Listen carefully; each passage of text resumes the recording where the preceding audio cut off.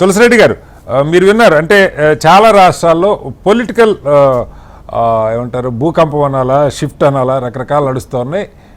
ఒక రకంగా చెప్పాలంటే బీజేపీకి అనుకూలంగా చాలా రాష్ట్రాలు, కొద్ది రాష్ట్రాల్లోనే కాంగ్రెస్కి కాస్త ఏదో, ఉదాహరణకి తమిళనాడులో డిఎంకే వదిలి విజయ్ ఒక యంగ్స్టర్ని పట్టుకున్నారు. లాంగ్ టర్మ్లో అతను సెక్యులర్ లైన్లో పూర్తిగా విశ్వసిస్తున్న భావజాలం అని చెప్పి చెప్తున్నాడు. ఇది ఒక అంశం అయితే, అలాగే బీహార్ మొన్నటిదాకా నితీష్ది ఒక పెద్ద ఇది ఉండేది. ఇప్పుడు నితీష్ని మెల్లగా రాజ్యసభకు పంపించేశారు. అక్కడ బీజేపీ ముఖ్యమంత్రి ఆ స్థానాన్ని కైవసం చేసుకోవడం జరిగింది. బెంగాల్లో ఎలాగో ఎన్నికల్లోనే గెలిచారు. టీఎంసీని పూర్తిగా ముక్కలు చెక్కలయ్యే పరిస్థితి అక్కడ కనపడుతుంది. కారణాలంటే మనకి ఇంకా 2-3 రోజులు తెలుస్తాయి ఎలా జరుగుతుంది, ఏం జరుగుతుంది అన్నది, వెనక ఎలాంటి ప్లాన్. అలాగే అన్నామలై ఇష్యూ కానీ జాతీయ స్థాయిలో ఒకవైపు ప్రభుత్వ వైఫల్యాల మీద పెద్ద ఎత్తున అభిజిత్ దిమ్కే మీరు ఫాలో అవుతూ ఉంటారు. కొన్ని రోజులు రేపు 6వ తారీఖు ఆయన ఢిల్లీలో జంతర్ మంతర్ దగ్గర పెద్ద ధర్నా ప్లాన్ చేసుకున్నాడు. 2 కోట్ల మంది ఫాలోవర్స్ 1-2 రోజుల్లో ఆయన వెనకాల ర్యాలీ అవుతున్న పరిస్థితి. ఏం జరుగుతుందో తెలియదు. మరి ఆ వెబ్సైట్లు, ఆయన ఇన్స్టాల్ అన్నీ అయితే ప్రభుత్వం దాన్ని నిలిపేసింది. ఈ డెవలప్మెంట్స్ మధ్యలో కాంగ్రెస్ అనుకున్నంతగా ఈ పరిస్థితుల్ని ఆకలింపు చేసుకొని ముందుకెళ్ళగలుగుతుందా? నిన్న హిమాచల్ ప్రదేశ్లో కొన్ని ఎన్నికల లోకల్ బాడీ ఎలక్షన్స్లో భారీగానే నష్టపోయారని, ఉన్న రాష్ట్రాలను కూడా బలంగా నిలబెట్టుకునే ప్రయత్నం కొంత చేయలేకపోతుందన్న విమర్శ ఉంది. ఏం చెప్తారు? రాజకీయము నిరంతర పోరాటం. ఇది ఒక రోజుతో ఒక చాట అయిపోయింది కాదు. ఇంత పెద్ద దేశంలో అటు లోక్సభ ఎన్నికలు, ఇటు 28 రాష్ట్రాల అసెంబ్లీ ఎన్నికలు, తర్వాత వచ్చేసి లోకల్ బాడీ ఎన్నికలు, నిరంతర పోరాటం వచ్చేసి మనం ఆ ట్రాక్ రికార్డ్ తీసుకుంటే మరి కాంగ్రెస్ కు సంబంధించి ఎక్సెప్ట్ కేరళ ఎంటైర్ భారతావన్ని పరిపాలించిన రోజులు ఉన్నాయి కదా. అంటే ఒక్క కేరళ తప్ప ఇప్పుడన్నా కనీసం వచ్చేసి కేరళ లేదు బీజేపీకి, తమిళనాడు లేదు, కర్ణాటక లేదు, తెలంగాణ లేదు, జార్ఖండ్ లేదు, పంజాబ్ లేదు, హిమాచల్ ప్రదేశ్ లేదు, 7 రాష్ట్రాలు లేవు. కాదు, మీరు గత చరిత్ర చెప్పుకుంటూ కాలక్షేపం చేస్తారంటే నిరంతర పోరాటం అంటున్నా. ఈ ఋతుచక్రం మారుతా ఉన్నట్టుగా ఈ నిరంతర పోరాటం ఏదో వచ్చేసి గతంలో వచ్చిందని చెప్పేసి ఇప్పుడు రావాలని లేదు. గతంలో రానంత మాత్రం ఇప్పుడు రానంత మాత్రాన అట్టే ఉంటుంది, ఇంకా భవిష్యత్తు అట్టే ఉంటుంది అనుకోవాల్సిన అవసరం లేదు. కాబట్టి ఇది ఒక నిరంతర పోరాటం. మొన్న 5 రాష్ట్రాలు ఎన్నికలు జరిగినాయి. దాంట్లో మనము బీజేపీకి వచ్చేసి వెస్ట్ బెంగాల్ వచ్చింది, సంతోషమే. అస్సాం నిలబెట్టుకున్నారు, సంతోషమే. మరి కేరళలో బీజేపీ ఓడిపోయిన రాష్ట్రం ఒకటి చెప్పండి సార్. గత 6-7 ఏళ్లలో ఒకసారి గెలిచిన తర్వాత ఓడిపోయిన రాష్ట్రం. అరే వాళ్ళు దేశానికి ప్రధానమంత్రి అయినట్టు తమిళనాడు గారిని ప్రధానమంత్రి కాదా, కేరళకు ప్రధానమంత్రి కాదా? మరి వచ్చేసి 12 ఏళ్ల పాటు ముఖ్యమంత్రిగా ప్రధానమంత్రిగా ఉండి ఎందుకు చేసుకోలేకపోతున్నారు? దేశంలో అంతర్భాగమే కదా కేరళ రాష్ట్రం, తమిళనాడు రాష్ట్రము. వదిలిపెట్టేస్తారు ఏమన్నా? సర్వ ప్రయత్నాలు చేస్తున్నారు, అక్కడ ప్రచారం చేశారు అందరూ. కాబట్టి ఒక్కసారి క్లిక్ అయితే ఒకసారి వస్తున్నంత మాత్రాన మరి ఏమి ఢిల్లీలో వచ్చేసి 30-20 సంవత్సరాలు లేదు, అంతకుముందు ఉన్నారు కదా ఢిల్లీలో ముఖ్యమంత్రిగా. అంతకుముందు సుష్మా స్వరాజ్ ఉన్నది, మదన్లాల్ ఖురానా ఉన్నారు, కేంద్రంలో వాజ్పేయి ప్రధానమంత్రిగా ఉన్నారు, మోడీ ప్రధానమంత్రిగా ఉన్నారు. మరి 20 సంవత్సరాల పాటు గతంలో ముఖ్యమంత్రులుగా చేతిలో ఉండేది పోగొట్టుకుని మళ్ళీ 20 సంవత్సరాల పాటు వెయిట్ చేసి మనం తెచ్చుకున్నారు కదా.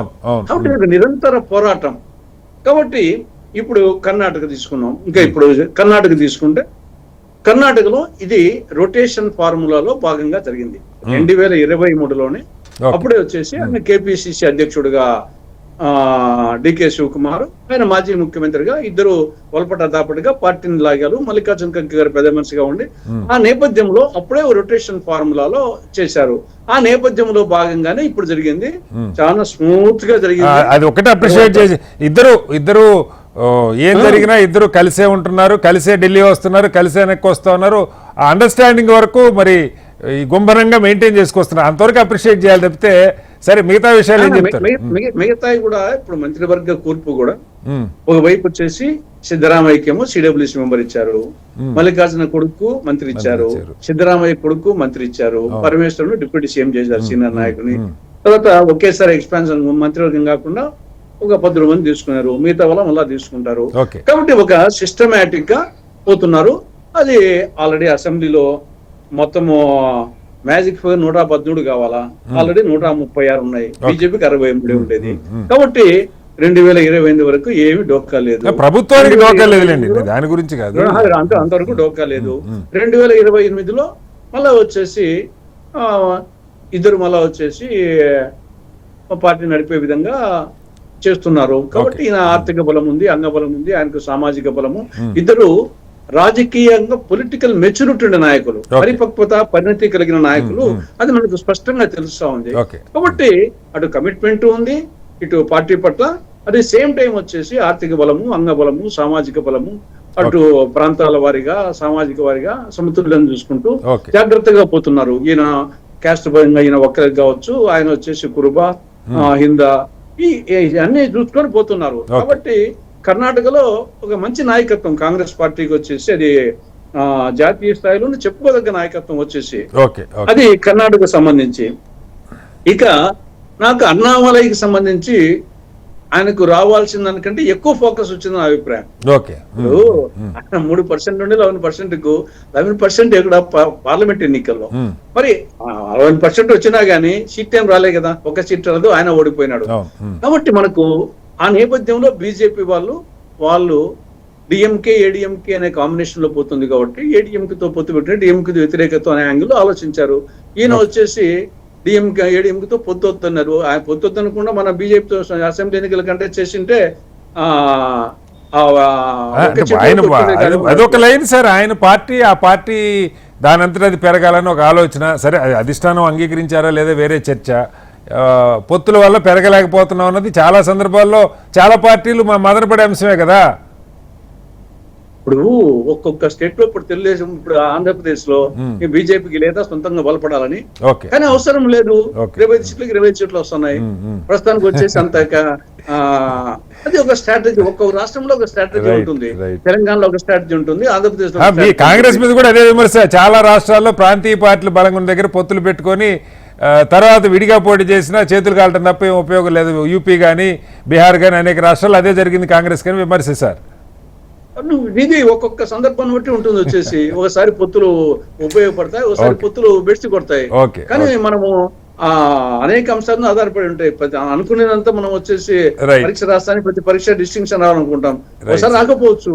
కాబట్టి ఆ విధంగా జరుగుతుంటాయి. కాబట్టి ఇది నిరంతర పోరాటం. నాకు తెలిసి మార్పు అనేది అన్నిటికంటే ముఖ్యమైనది. 2029లో ప్రజలు వచ్చేసి 3 టర్మ్స్ అయిపోయింది కాబట్టి నరేంద్ర మోడీ గారికి మార్పు కోరుకుంటే అన్నిటికంటే అదిగా సార్. అంటే నరేంద్ర మోడీ గారు వచ్చి 3 టర్ములు అయిపోయింది కాబట్టి ప్రజలు మార్పు కోరుకుంటే రావాల్సింది తప్ప మన ప్రయత్నం ఏంటన్నది నేను మాట్లాడేది. ఇప్పుడు ఎన్ని ప్రయత్నాలే కదా, ప్రయత్నాలు కాకనే వస్తాయి. కేరళ సొంతంగా కూటమి యూడిఎఫ్ వస్తుందా, ప్రయత్నం లేకనే వచ్చినాయి అవన్నీ. మళ్ళీ వస్తాను సార్ మీ దగ్గరికి ఒకసారి. అమర్నాథ్ గారు